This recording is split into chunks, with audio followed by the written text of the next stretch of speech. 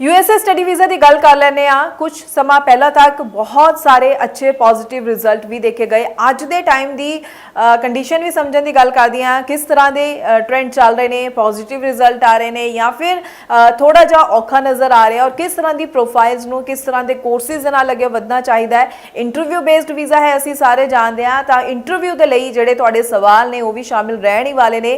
तैयारी नूं लैके किहड़ी-किहड़ी गल्लां दा ध्यान रखते हुए तुसीं अगे वधो। स्वागत है जी सारिਆਂ ਦਾ। मैं हाँ हरजोत कौर डिटेल विच पूरी इन्फॉर्मेशन तुहाडे नाल सांझी करनगे studies care abroad Chandigarh branch head Anita Pandral ji साडे नाल ने।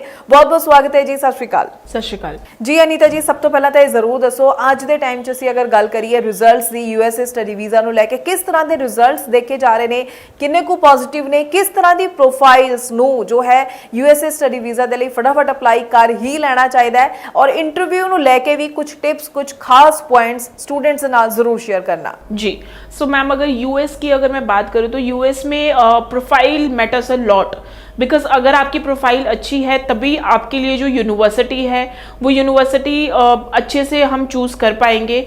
सो अगर मैं बात करूँ बहुत ज़्यादा एडवर्टीजमेंट मैंने देखी है कि US you can apply without IELTS, लेकिन जब भी हम यूएस में विदाउट आइल्स हम एप्लीकेशन अप्लाई करते हैं तो प्रोबेबिलिटी कहीं ना कहीं आपकी कंपैरेटिवली कम हो जाती है वीज़ाज़ की। रीज़न मैं आपको बता देती हूँ, बिकॉज यूएस में नियर अबाउट 4000 यूनिवर्सिटीज़ है पहली चीज़, और इन्हीं 4000 यूनिवर्सिटीज़ में से कुछ प्राइवेट कॉलेजेस हैं, कुछ प्राइवेट यूनिवर्सिटीज़ हैं, कुछ पब्लिक फंडेड यूनिवर्सिटी है एंड कुछ टॉप नॉच यूनिवर्सिटीज़ भी है।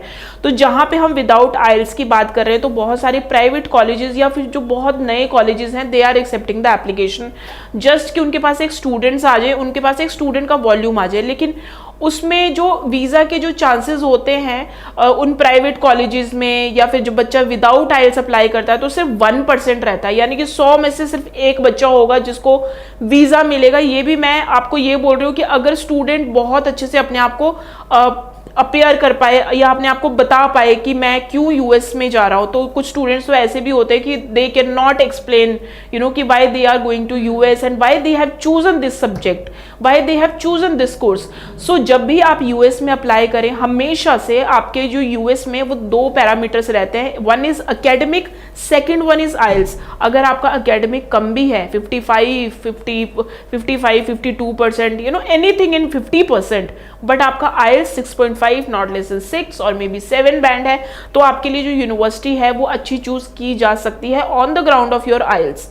वहीं पे दूसरी तरफ अगर आपका आइल्स कम है लेकिन आप अकेडमिकली बहुत ज़्यादा स्ट्रॉन्ग है, तो आइल्स आप +2 पास आओ तो आप कहीं ना कहीं आइल्स का अपना ये लेके चलिए कि 6 ईच तो होना ही चाहिए। यूएस में अच्छी चीज़ क्या होती है कि वो जो आपकी एप्लीकेशन एक्सेप्ट करेंगे वो कंसीडर करेंगे आपके ओवरऑल जो आइल्स के स्कोर है उन्हीं को कंसीडर करेंगे। They will not ask you कि आपके किसी एक में 5.5 होने चाहिए, बहुत ही लिमिटेड कोर्सेज होंगे। तो आप ओवरऑल जो स्कोर है उसको 6 का फोकस करो एंड देन आप 12th के बाद आप जा रहे हो तो फिर अप्लाई करो, so that we can choose the good universities for you. Because अगर आपके आइल्स अच्छे नहीं होंगे, आपके एकेडमिक अच्छे होंगे, तो अगर हम चाहेंगे भी तो अब भी आपके लिए बहुत अच्छी यूनिवर्सिटी नहीं चूज कर पाएंगे। तो फंडा यही है यूएस में वीजा लेने का कि आपको एक recognised university, public funded university और ऐसी यूनिवर्सिटी जिसकी डिमांड हो एंड उनके जो कोर्सेज हैं उनके कोर्सेज में जॉब प्लेसमेंट की भी डिमांड हो, तो उस यूनिवर्सिटी में अगर आप जाते हो तो तभी जो स्टूडेंट्स को है वो उनका जो वीज़ा है वो पॉसिबल हो पाता है।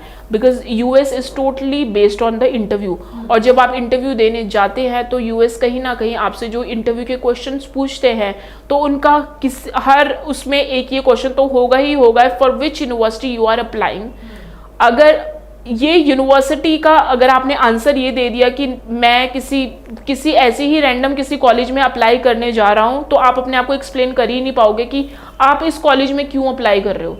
बिकॉज आप ये तो बोल नहीं सकते कि क्योंकि मेरा आइल्स का स्कोर नहीं था या फिर मेरे एजेंट ने मुझे ये बोला इसलिए मैं इस कोर्स में अप्लाई कर रहा हूँ, ये आप आंसर दे ही नहीं पाओगे। आपको वो जो आंसर है वो मॉडिफाई करना पड़ेगा, और जब हम किसी चीज़ को मॉडिफाई करते हैं तो पता नहीं हम क्लियर उसको कैसे कम्युनिकेट करेंगे, वो सामने वाला ही समझ सकता है। और जिनसे आप बात कर रहे हो they are the visa officer, they can sense the student कि वो स्टूडेंट जो है वो क्या बोलना चाह रहा है। तो इट्स वेरी इंपॉर्टेंट कि यूनिवर्सिटी का जो सिलेक्शन है वो बहुत सोच समझ के किया जाए, and secondly course, because high commission officer आपसे ज़रूर ये पूछेंगे for which course you are going, what are the course content, what are the job aspects. So पूरी की पूरी जो आपकी जो लाइन है, जो डॉट कनेक्टेड होते हैं, वो आपके कोर्स, आपकी यूनिवर्सिटी एंड फ्यूचर एस्पेक्ट्स पे होते हैं। और course, university and future aspects आपकी प्रोफाइल पे डिपेंड करती है। तो अगर आपका प्रोफाइल अच्छा है, आपको अकेडमिकली अगर आप वीक हो तो कोई प्रॉब्लम नहीं है, आप आइल्स में अच्छा स्कोर करो।